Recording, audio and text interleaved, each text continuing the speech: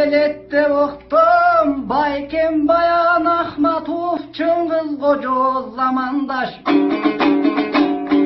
Koşulup gelette uqtum, Kuvatbek Tüköş, Karandaş.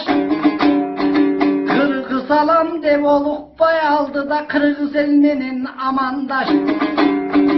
Alam degengen iş bütbeyt atazıminin avaldaş. Kısır görgün konoğun Kırgız Elbistoy başından calgız atında ayanbar. Haylansın kızlar silerden, haylansa da gercüsün siler de yak güye tavul var.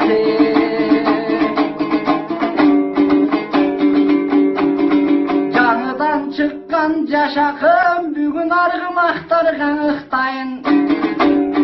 Avaldaşam men silerge, hamam bığırgız ıstanın.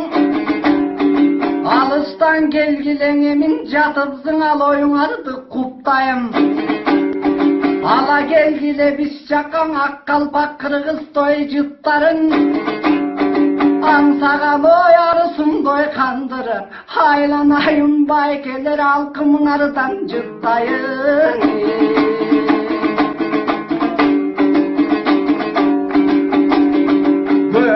Cengil begenleri çoktan emin cengil et dala yerdele.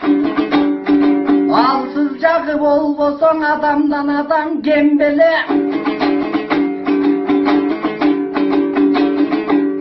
Alıstanlar menen şermenen alışıp çıkan doy mendele.